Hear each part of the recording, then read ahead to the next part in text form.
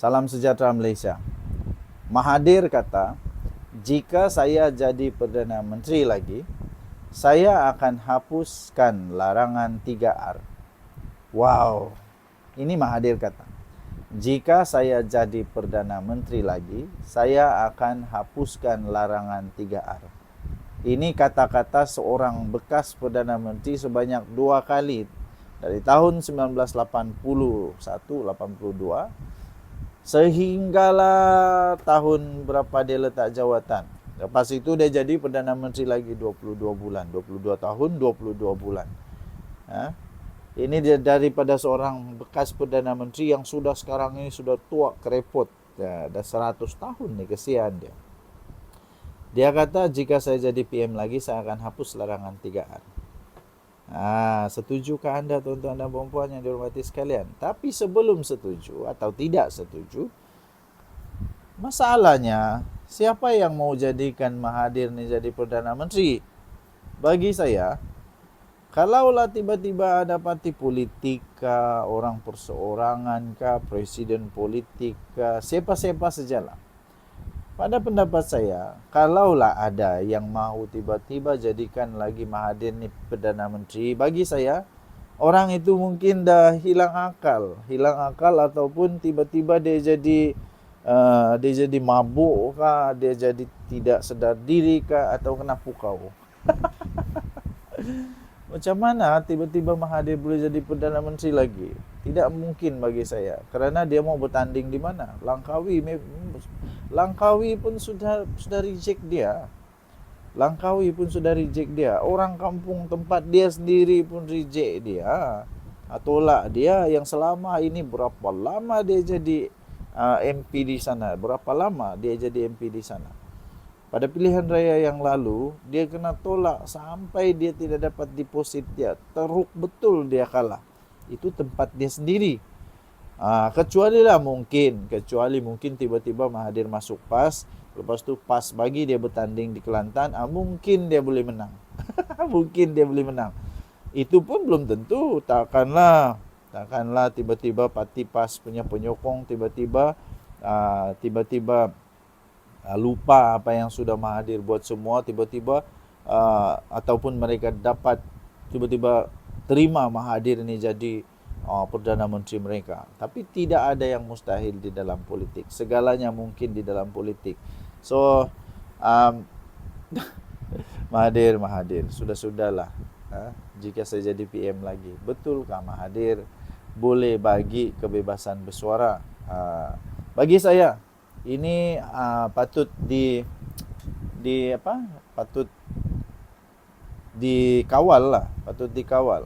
ya.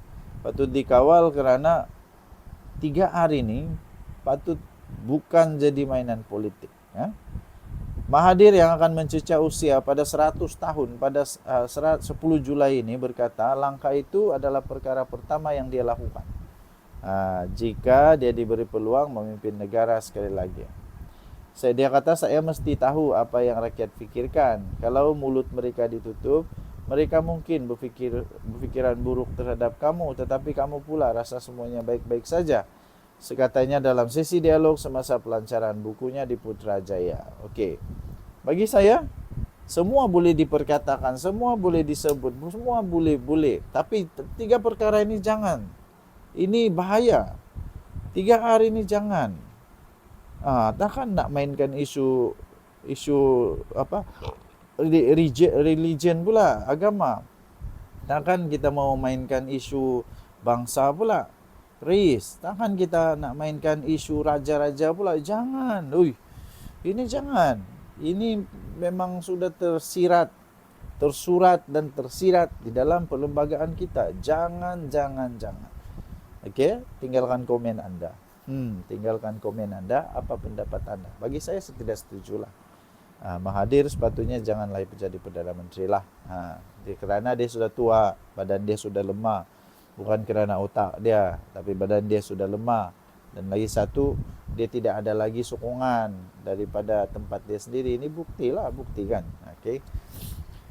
Apapun, di negara kita demokrasi, semua orang boleh berikan pendapat Yang penting pendapat itu tidak menyalahi undang-undang, tidak memfitnah, tidak menghasut dan sebagainya. Kita jumpa lagi. Bye-bye.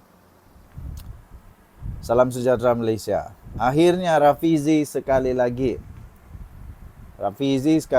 beri bayangan akan lepas jawatan Menteri Ekonomi. Wow.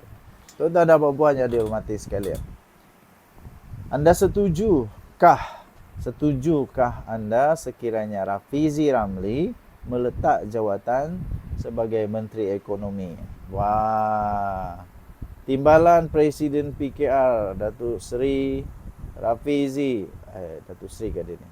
Datuk Seri Rafizi Ramli sekali lagi memberi bayangan bahawa beliau bersedia untuk melepaskan jawatan dia.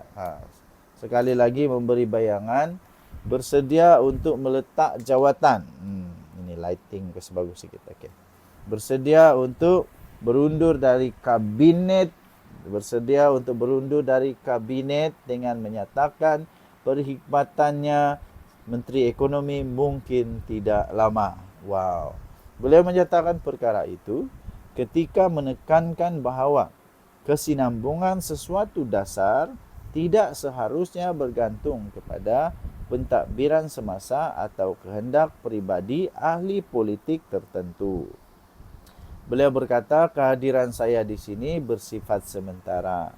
Dan akhirnya akan ada Menteri Ekonomi lain yang menggantikan saya, dia kata. Wah, rupanya ini saja pembayang dia. Lepas tu, namun apa yang saya ingin tegaskan ialah, kata dia, kesinambungan dasar tidak seharusnya bergantung kepada pentadbiran semasa atau kehendak pribadi ahli politik tertentu. Katanya ketika berucap pada persidangan Rakan Kongsi Perniagaan dan Pelaburan Zon Ekonomi Khas Johor Singapura JSZASEZ di sini hari ini. Okey, jadi tuan-tuan dan puan yang dihormati sekalian, dia tidak juga sebenarnya kata dia mau letak jawatan, tapi dia kata dia hanya memberi bayangan bahawa akan ada Menteri Ekonomi lain yang menggantikan. Jadi betul lah tu. Takkanlah dia sampai selama-lama kan. Okey. Tapi apapun, kalau ini dikaitkan dengan apa yang sedang berlaku sekarang, di dalam PKR, terutama di dalam pemilihan parti PKR yang sedang hangat diperkatakan sekarang ini, memanglah agak logik lah, make sense lah bahawa kemungkinan dia akan letak jawatan sekiranya dia kalah di dalam pemilihan. Dan bagi saya, itu hak Rafizi lah. Hak Rafizi untuk letak jawatan ke tidak. Persoalan yang seterusnya ialah, kalau dia letak jawatan, siapa orang yang paling sesuai untuk gantikan dia sebagai Perdana Menteri? Siapa pula? Perdana Menteri pula. Menteri Ekonomi. Siapa pula yang boleh gantikan dia?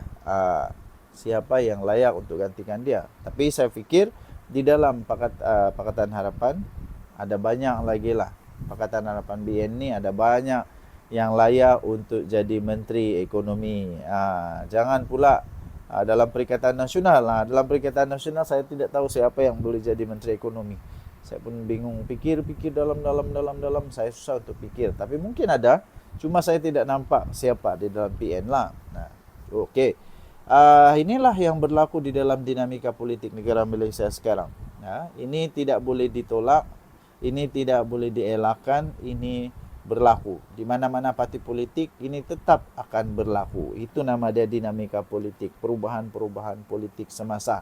Okey, jadi segala-galanya bergantung kepada masa. Kita tengok sajalah apakah Rafizi akan benar-benar letak jawatan sekiranya dia kalah di dalam pemilihan ini. Kita tunggu dan lihat. Dan Nadi Suara Rakyat bergema di channel ini. Bye-bye.